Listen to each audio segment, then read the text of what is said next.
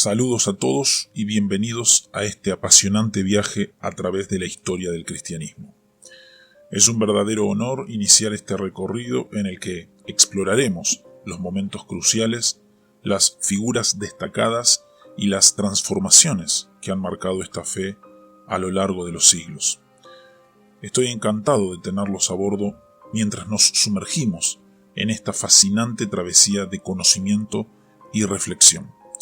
Sin más preámbulos, comencemos nuestro viaje en la historia del cristianismo. El Renacimiento y el humanismo. Oh suprema liberalidad del Padre Dios, oh altísima y maravillosísima dicha del ser humano, a él le ha sido concedido tener lo que decida, ser lo que quiera. Esto lo dijo Pico de la Mirandola. Pocos términos en la historia se utilizan con mayor ambigüedad que los de Renacimiento y humanismo. El título mismo de Renacimiento, aplicado a una época histórica, implica un juicio negativo sobre la época que le precedió. Fue así que utilizaron el término quienes lo acuñaron. Para ellos, la Edad Media no era más que eso, un periodo intermedio entre las glorias de la antigüedad y las de los tiempos modernos. Al darle el nombre de gótico al arte medieval, expresaban una vez más ese prejuicio. Gótico quiere decir proveniente de los godos y por tanto bárbaro. Ya hemos señalado que el arte mal llamado gótico, lejos de ser señal de barbarie, fue uno de los mayores logros de la civilización occidental. Pero en todo caso, quienes le dieron el nombre de Renacimiento al movimiento intelectual y artístico que surgió en Italia en los siglos XIV y XV, además de mostrar con ello sus prejuicios acerca de los siglos anteriores, daban señales de su ignorancia de esos siglos. En efecto, el supuesto Renacimiento, con todo y beber en parte de las fuentes de la literatura y el arte clásicos, se inspiró mucho más en los siglos XII y XIII. Su arte tiene profundas raíces en el gótico, su actitud hacia el mundo toma tanto de San Francisco como de Cicerón, y su literatura se inspira en parte en los cantares medievales que los trovadores llevaban de región en región. Pero a pesar de todo ello, es todavía lícito darle a este período, particularmente en Italia, el nombre de Renacimiento. Muchos de los principales intelectuales de la época veían en el pasado inmediato, y a veces en el presente, una época de decadencia con respecto a la antigüedad clásica, y por ello se dedicaron a fomentar un renacer de esa antigüedad, a volver a sus fuentes y a imitar su lenguaje y su estilo. Es a esto que nos referimos aquí al hablar del Renacimiento. En cuanto al término humanismo, la ambigüedad no es menor. Por una parte, se le da ese nombre a la tendencia a colocar la criatura humana en el centro del universo y a hacer resaltar su valor. Por otra parte, se le da el mismo nombre al estudio de las humanidades. Un humanista no es entonces quien subraya el valor humano, sino quien se dedica a las bellas artes y en particular a la literatura. Como veremos en el resto de este episodio, muchos de los humanistas de los siglos XIV y XV y aún después lo eran en ambos sentidos. Su interés en las letras clásicas iban frecuentemente unido a una gran admiración por la criatura capaz de producir tales obras de arte. Pero no siempre se dio esa unión. Por tanto, a modo de simple aclaración, señalemos que, en este contexto, al hablar del humanismo, nos referimos no a una opinión acerca del valor de la criatura humana, sino a un movimiento literario que se caracterizó por el estudio cuidadoso de las letras clásicas y por su imitación. Fue en Italia que el Renacimiento tuvo su origen y sus mejores logros. Las causas de esto han de verse, en parte al menos, en las condiciones políticas y económicas de esa península. Al igual que el resto de Europa occidental, Italia sufrió los estragos de la peste bubónica y de las guerras que parecían haberse vuelto endémicas, y mucho más que el resto de Europa, sufrió las consecuencias de la cautividad babilónica y del gran cisma de Occidente. Casi constantemente fue ella el escenario de guerras entre papas rivales o entre nobles o repúblicas que apoyaban a uno u otro de los pretendientes. Al mismo tiempo, el movimiento republicano se enfrentaba de continuo a la vieja aristocracia. Por tanto, en ciudades tales como Florencia y Venecia se daban revoluciones que frecuentemente llevaban a conflictos armados, no solo en la ciudad misma, sino también en los territorios vecinos. En medio de tales circunstancias, Italia no lograba seguir el ejemplo de Francia, que había logrado su unidad nacional, ni de España, que iba camino de ella. Los espíritus más patrióticos entre los italianos se dolían de esa situación. Es dentro de este contexto que ha de entenderse la más famosa obra de Nicolás Maquiavelo, El Príncipe. Maquiavelo era un patriota florentino que soñaba con la unidad italiana. Aunque sus propias convicciones eran republicanas, estaba convencido de que solo un príncipe astuto y carente de demasiados escrúpulos podría unir el país. Fue por ello que le dedicó su obra al cardenal Lorenzo de Médicis, que a la sazón gobernaba en Florencia, instándole a que dejara las debilidades de nuestra religión y se lanzara a la empresa. No era solo Maquiavelo quien se dolía de las condiciones de la época. Este tema era característico de toda Europa azotada por la plaga, por las guerras de los 100 años y por el gran cisma. Lo que era distintivo de Italia era que ese ambiente de insatisfacción tenía lugar dentro de una situación de prosperidad económica. Las ciudades de Florencia, Venecia, Génova y Milán eran importantes centros de industria y comercio. La posición geográfica de Italia, en el centro mismo del Mediterráneo, les permitía a estas ciudades beneficiarse del comercio con los países musulmanes y con el Imperio bizantino. La burguesía italiana, nacida de esa industria y de ese comercio, era poderosísima. De ahí el conflicto casi constante entre esa burguesía, con sus ideales republicanos, y la vieja aristocracia. La propiedad económica, unida a la inestabilidad política, dio lugar a una aristocracia intelectual, de origen principalmente burgués, que halló inspiración en los tiempos clásicos de Grecia y de la Roma republicana. Uno de los principales propulsores de esta nueva tendencia fue el poeta Petrarca, quien en su juventud había escrito sonetos en italiano, pero después se dedicó a escribir en latín, imitando el estilo de Cicerón. Pronto tuvo numerosos seguidores que se dedicaron también a emular las letras clásicas. Con ese propósito copiaron manuscritos de los viejos autores latinos. Otros viajaron a Constantinopla y de regreso a Italia llevaron consigo manuscritos griegos. Más tarde, cuando Constantinopla fue tomada por los turcos en 1453, muchos de los exiliados bizantinos llegaron a Italia con sus manuscritos y su conocimiento de la antigüedad griega. Todo esto contribuyó a un despertar literario que comenzó en Italia y que después se extendió al resto de Europa occidental. Pronto ese interés en lo clásico incluyó no solo las letras, sino también las artes.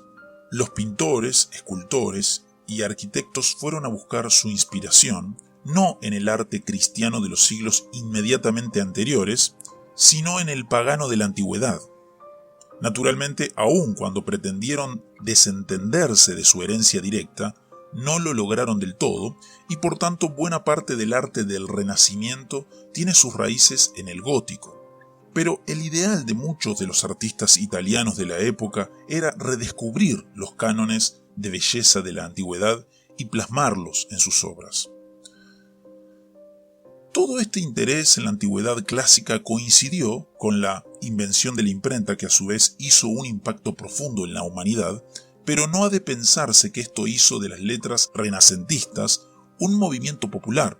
Al contrario, los libros que los renacentistas hicieron imprimir eran obras de difícil lectura, compuestas en latín clásico o en griego.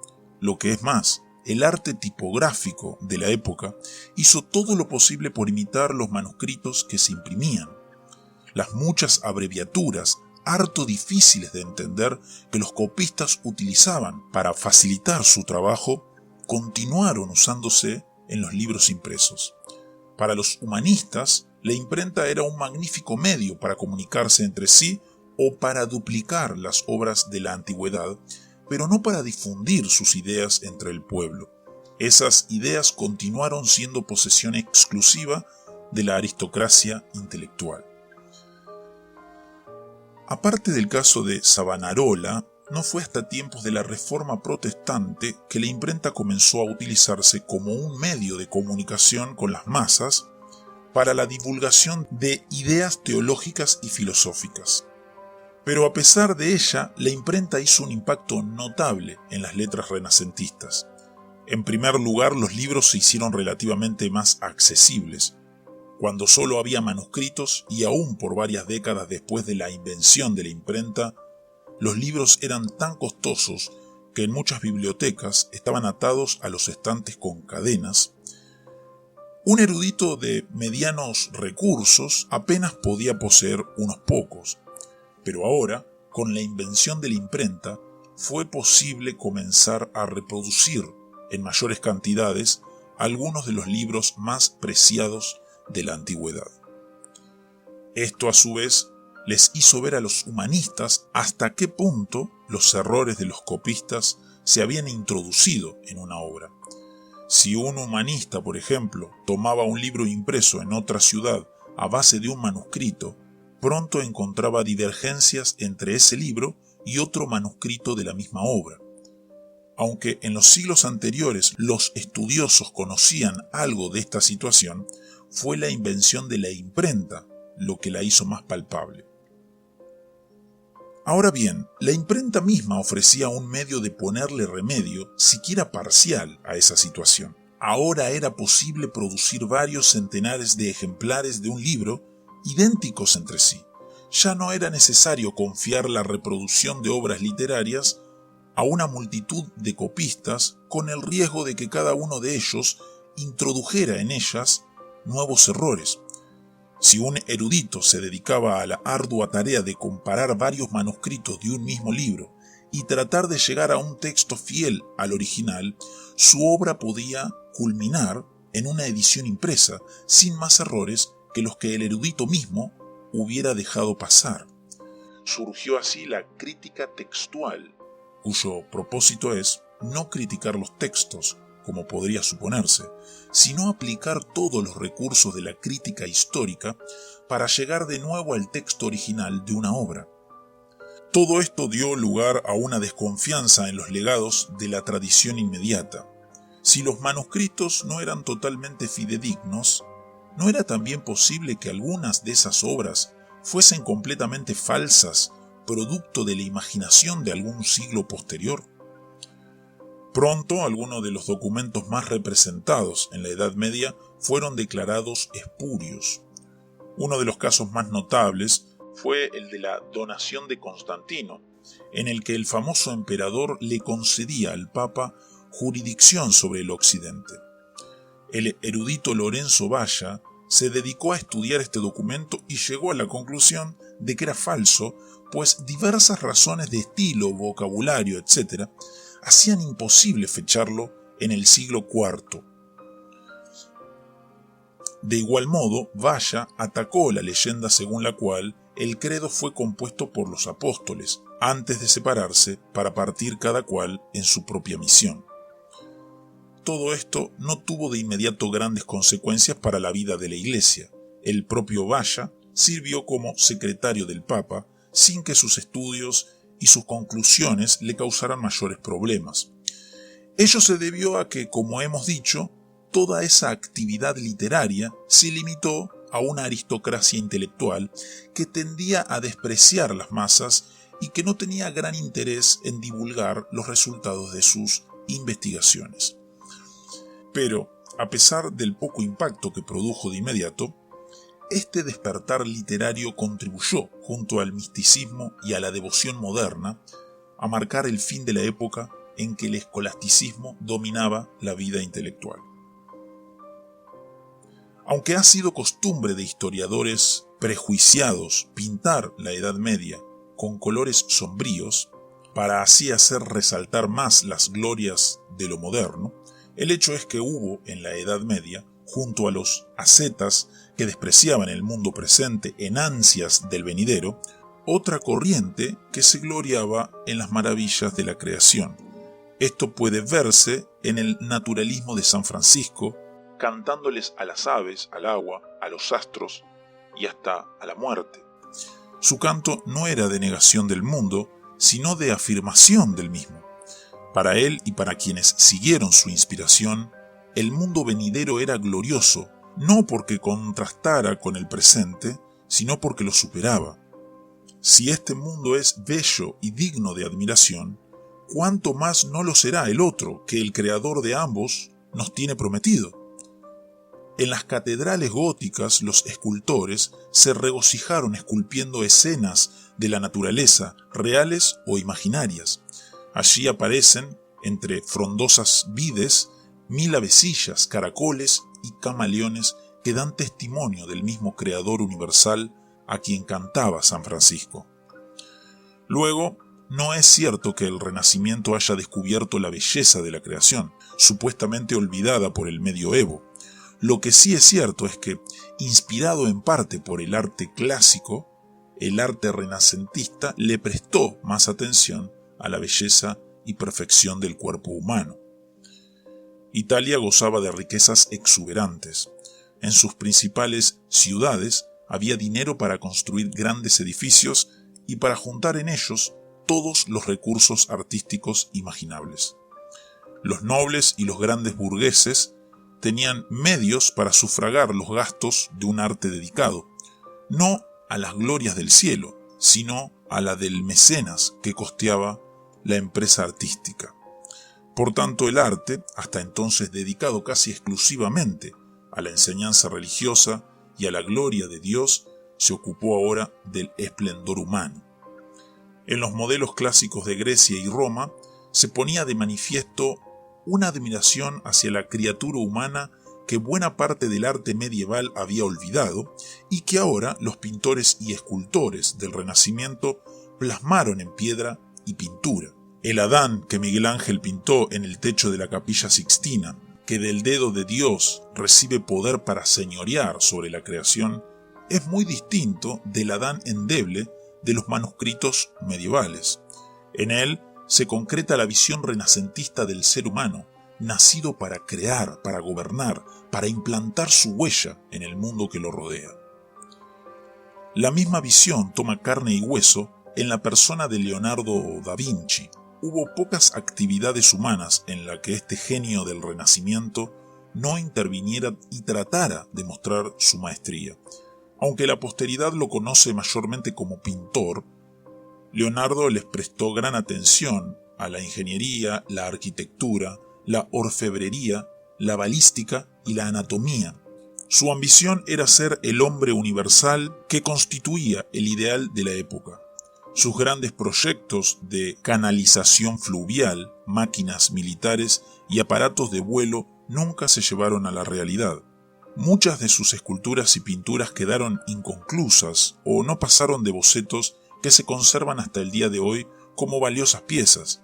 Sus múltiples intereses, unidos a las fluctuaciones políticas que no le permitieron residir por largo tiempo en un mismo lugar, le dieron a su obra un carácter fragmentado e inconcluso. Pero a pesar de ello, Leonardo y las leyendas que se han tejido alrededor de su personalidad se han vuelto símbolo y encarnación del ideal renacentista del hombre universal. Esta visión del ser humano y de su capacidad sin límites, tanto para bien como para mal, es el tema principal del autor renacentista Pico della Mirandola, a quien hemos citado al principio del presente episodio. Tras esa cita, Pico continúa diciendo que Dios le ha dado al ser humano toda clase de semilla para que la siembre dentro de sí mismo y así determine lo que ha de ser. Quien escoja la semilla vegetativa o la sensible no será más que una planta o un bruto. Pero quien escoja la semilla intelectual y la cultive dentro de sí será un ángel e hijo de Dios. Y si, insatisfecho con ser una criatura, se torna hacia el centro de su propia alma, su espíritu, unido a Dios en su oscura soledad, se elevará por encima de todas estas cosas. Todo esto lleva a Pico a exclamar, en extrañas palabras de alabanza a la criatura humana: ¿quién no ha de admirar a este camaleón que somos nosotros? Cuando dejamos la historia del papado varios episodios atrás, este acababa de triunfar del movimiento conciliar. Lo ocupaba a la sazón Eugenio IV, quien, además de sus conflictos con el Concilio de Basilea, se dedicó a embellecer la ciudad de Roma. Este hecho era el primer indicio de que el espíritu del Renacimiento comenzaba a posesionarse del papado. A partir de entonces y hasta después de iniciada la Reforma Protestante, el pontificado romano estaría en manos de hombres cuyos ideales eran los que propugnaba el Renacimiento. Casi todos ellos eran amantes de las bellas artes y uno de los propósitos fundamentales de sus pontificados fue llevar a Roma los mejores artistas y dotarla de palacios, iglesias y monumentos dignos de su posición como capital de la cristiandad. Algunos tomaron del espíritu del Renacimiento su amor hacia las letras y por ello enriquecieron la biblioteca del Vaticano. Pero muy pocos de ellos se ocuparon verdaderamente de la reforma de la Iglesia. Casi todos tomaron del espíritu de la época su gusto por el boato, el poder despótico y los goces sensuales. Veamos brevemente su historia. A la muerte de Eugenio IV lo sucedió Nicolás V. Los años de su pontificado, del 1447 al 1455, fueron dedicados principalmente a fortalecer la posición política de Roma entre los estados italianos y del Papa dentro de ella. Su meta era hacer de Roma la capital intelectual de Europa, llevando a ella los mejores pintores y autores de la época. Su biblioteca personal llegó a ser la mejor del siglo XV. Además, fortificó la ciudad e hizo ejecutar a quien se oponía a su poder monárquico. En el 1453, la caída de Constantinopla, a que nos referiremos más adelante, sacudió la conciencia de la cristiandad occidental y el Papa trató de organizar una cruzada contra los turcos, aunque sin éxito alguno. De la reforma de la Iglesia se ocupó poco o nada. Su sucesor, Calixto III, fue el primer papa de la familia española de los Borja, que en Italia se dio el nombre de Borgia. Lo que este papa tomó de los ideales del Renacimiento no fue más que el sueño de ser un gran príncipe secular. Con la excusa de que era necesario unir a Italia para emprender una cruzada contra los turcos, se dedicó más a la guerra que a los oficios sacerdotales. Además, se caracterizó por uno de los peores males de la época, que a partir de él se haría endémico en el papado: el nepotismo. Uno de los parientes a quienes cubrió de honores fue su nieto Rodrigo, a quien hizo cardenal y que más tarde sería el tristemente famoso Alejandro VI. El próximo papa, Pío II, fue el último que en todo este periodo ciñó con cierta dignidad la tiara papal. En su juventud había sido un hombre característico del Renacimiento, pero después decidió que debía enmendar su vida y tomó sus responsabilidades pontificias con toda seriedad. Puesto que Europa se hallaba amenazada por los turcos, dedicó buena parte de sus esfuerzos a detener su avance y a tratar de organizar una cruzada. Aunque sus logros no fueron grandes, tampoco lo fueron sus errores. Paulo II era un oportunista que, al recibir noticias de que su tío Eugenio IV había sido hecho papa, decidió que la carrera eclesiástica le prometía más que el comercio a que estaba dedicado. Su interés principal estaba en acumular objetos de arte, particularmente joyería y orfebrería. Su gusto por el Fausto se hizo proverbial. No por ser papa dejó de tener concubinas, al parecer públicamente reconocidas en su corte. Se dedicó a restaurar la gloria de la Roma pagana, haciendo restaurar los arcos de triunfo de los emperadores Tito y Septimio Severo y la estatua de Marco Aurelio. Murió todavía joven de apoplejía, a consecuencia de sus excesos sensuales, según cuentan cronistas de la época. Sixto IV compró el papado, haciéndose elegir a base de promesas y dádivas que hizo a los cardenales. Durante su pontificado, el nepotismo y la corrupción llegaron a niveles nunca antes vistos en el papado. La esencia de su política consistió en enriquecer a su familia y en particular a sus 5 sobrinos. Uno de estos, Juliano Delia Rovere, más tarde ocuparía el papado con el nombre de Julio II. Bajo Sixto, la iglesia se transformó en un negocio de la familia. Toda Italia se vio sumida en guerras y conspiraciones cuyo único objetivo era obtener territorios, riquezas y honores para los sobrinos del Papa. Su sobrino predilecto, Pedro Riario, tenía 27 años cuando fue hecho cardenal, patriarca de Constantinopla y arzobispo de Florencia. Sus vicios y excesos se hicieron famosos en toda Italia y se dice que fue consecuencia de ellos que murió a los 2 años escasos.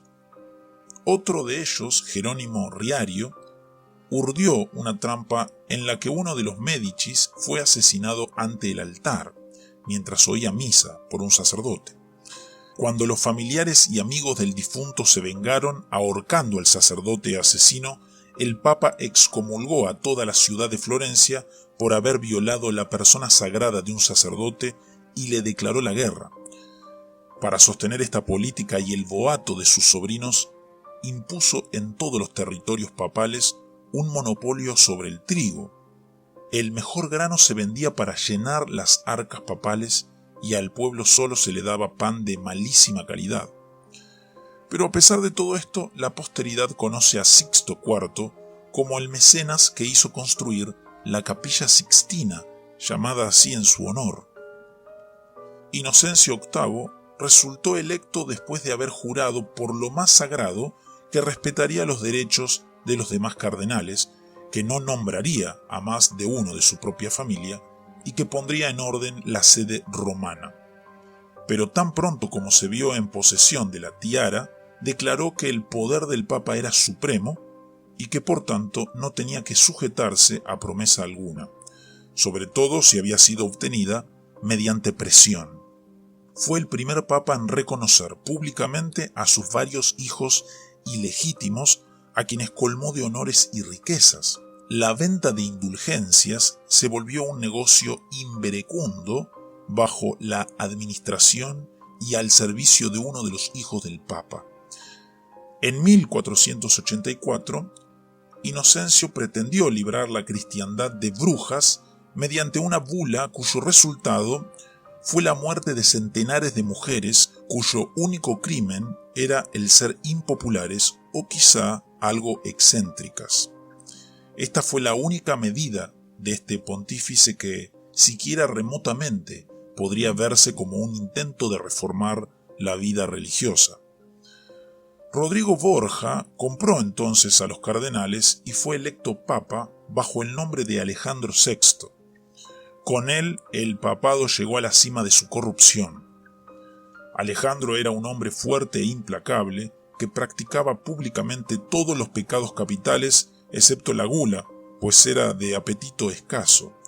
Se cuenta que el pueblo decía: Alejandro pone a la venta las llaves, los altares y hasta a Cristo. Después de todo, su derecho tiene, pues los compró. Mientras toda Europa temblaba ante los avances de los turcos, el Papa entraba en tratos con el sultán Bayaceto. Sus concubinas, esposas legales de algunos de sus subalternos, le dieron hijos que Alejandro reconoció como tales. Los más famosos de ellos fueron César y Lucrecia Borgia. Aunque las peores historias que se cuentan de esta familia, sus múltiples crímenes y sus incestos, no sean ciertas, lo que queda, aún después de descontarlas, es una corrupción y una ambición sin límites. Sus conspiraciones y sus guerras bañaron a Italia en sangre y mancillaron al papado como nunca antes. Alejandro VI murió repentinamente. Hay quien dice que después de beber un veneno que había preparado para otra persona. Su hijo César, que tenía planes para apoderarse del papado a la muerte de su padre, estaba en cama a consecuencia de la misma enfermedad o del mismo veneno, y no pudo poner sus proyectos en marcha. Entonces resultó electo Pío III, un hombre de profundo espíritu reformador, que se propuso restaurar la paz en Italia, pero murió a los 26 días, y quien resultó electo era un digno sucesor de Alejandro VI. Julio II, el mismo Juliano Delia Rovere, a quien su tío Sixto IV había hecho cardenal, tomó ese nombre porque se proponía emular no a algún santo o mártir cristiano, sino a Julio César. Al igual que la mayoría de los papas de la época, fue gran patrono de las artes. Durante su pontificado, Miguel Ángel terminó de pintar la Capilla Sixtina y Rafael decoró el Vaticano con sus famosos frescos. Pero la ocupación favorita de Julio II fue la guerra. Reorganizó la guardia papal, vistiéndola con uniformes que se dice fueron diseñados por Miguel Ángel, y al mando de ella se lanzó al campo de batalla. Hábil guerrero y político, durante su pontificado se llegó a pensar que quizás se lograría por fin la unidad de Italia bajo la hegemonía papal. Francia y Alemania se opusieron a sus designios, pero el Papa supo vencerles tanto en la diplomacia como en el campo de batalla. Por fin, en 1513, la muerte puso fin a los afanes de conquista de aquel Papa a quien se le daba con toda justicia el epíteto del Terrible. Su sucesor fue el hijo de Lorenzo el Magnífico de Florencia, Juan de Médicis, quien tomó el nombre de León X. Siguiendo los pasos de su padre, se dedicó a patrocinar las artes, al mismo tiempo que trataba de consolidar los logros políticos y militares de Julio II. En esta última empresa fracasó y en 1516 se vio obligado a firmar con Francisco I de Francia un concordato que prácticamente hacía de la corona la verdadera cabeza de la Iglesia francesa. Su pasión por las bellas artes se sobrepuso a todo interés religioso o sacerdotal. Su gran sueño fue completar la Basílica de San Pedro. A él estaba dedicado cuando estalló la Reforma Protestante. Sin embargo, esa historia corresponde a otra sección de esta historia. Fuera de Italia, el Renacimiento tomó un rumbo muy distinto. En España, Inglaterra, Francia, Alemania y los Países Bajos, había eruditos que soñaban con una restauración del cristianismo antiguo, siguiendo los métodos de los humanistas. En los próximos episodios de esta historia tendremos ocasión de referirnos a varios de ellos, pero nos corresponde aquí tratar acerca de los sueños del más grande y famoso humanista, Erasmo de Róterdam. Erasmo era hijo ilegítimo de un sacerdote y de la hija de un médico. Durante toda su vida tuvo que llevar la doble carga de sus orígenes humildes y su bastardía. Pero criado en medio de la gran actividad comercial de Holanda, en muchos puntos sus opiniones reflejaban los valores comunes entre la clase burguesa. Aunque estudió algo de teología escolástica, pronto sintió hacia ella una gran repugnancia y se dedicó al estudio de las letras clásicas. Después, en una visita a Inglaterra, comenzó a interesarse en las escrituras y la literatura cristiana antigua que le parecía era necesario arrancar de las garras de los escolásticos. Se dedicó a estudiar el griego y llegó a dominar ese idioma como pocos en su época. su fama fue creciendo y a la postre se volvió el centro de un círculo internacional de humanistas que esperaban reformar la Iglesia, no por medios violentos, sino devolviéndole su fe sencilla y primitiva.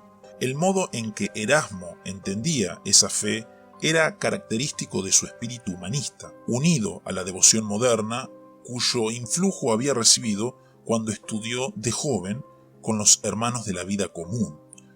Para él, el cristianismo es ante todo un género de vida decente, equilibrado y moderado. Los mandamientos de Jesús, que son el centro de la fe cristiana, son muy semejantes a las máximas de los estoicos y los platónicos. Su meta es llegar a dominar las pasiones, colocándolas bajo el gobierno de la razón. Esto da lugar a una disciplina que tiene mucho de ascetismo, pero que no ha de confundirse con el monaquismo. El monje se retira del mundo. El verdadero soldado de Cristo dirige su adiestramiento hacia la vida práctica y cotidiana. La Iglesia está necesitada de reforma porque ha abandonado esta disciplina y se ha dejado llevar por los vicios de los paganos. Para Erasmo, las doctrinas tenían importancia secundaria. Esto no quería decir que fuesen indiferentes, pues sí había doctrinas, tales como la de la encarnación, que eran fundamentales, pero la vida recta era mucho más importante que la doctrina ortodoxa, y los frailes que se dedicaban a distinciones sutiles al tiempo que llevaban vidas escandalosas eran objeto frecuente de los mordaces ataques de Erasmo. En resumen, lo que el humanista holandés buscaba era una reforma de las costumbres, la práctica de la decencia y la moderación. Poco a poco fue ganándose la admiración de buena parte de los eruditos de Europa que se escandalizaban ante las actividades de los papas del Renacimiento. Entre sus admiradores se contaban no pocos nobles y soberanos. Su programa de reforma parecía tener buenas posibilidades de éxito. Entonces estalló la Reforma Protestante. Los espíritus se inflamaron. Las cuestiones planteadas, más que de moralidad, eran de teología fundamental. Ambos partidos trataron de ganarse el apoyo del famoso humanista, pero Erasmo no podía apoyar de todo corazón a ninguno de los dos. Por fin rompió definitivamente con Lutero y los suyos, pero sin prestarle su apoyo a los católicos que se oponían a la reforma. Desde su estudio siguió clamando por la moderación, la reforma al estilo humanista y las virtudes de los estoicos y platónicos de antaño. Pero nadie lo escuchaba. Erasmo no se había percatado de la profundidad de las cuestiones que se debatían, y la reforma que tanto había anhelado no tuvo lugar. Su sueño, como tantos otros antes, quedó frustrado. Gracias por acompañarnos en este recorrido por la historia del cristianismo. Espero que hayan disfrutado aprendiendo sobre los diversos aspectos de esta fe. Recuerden que la historia continúa y siempre hay más por descubrir y explorar. Hasta pronto.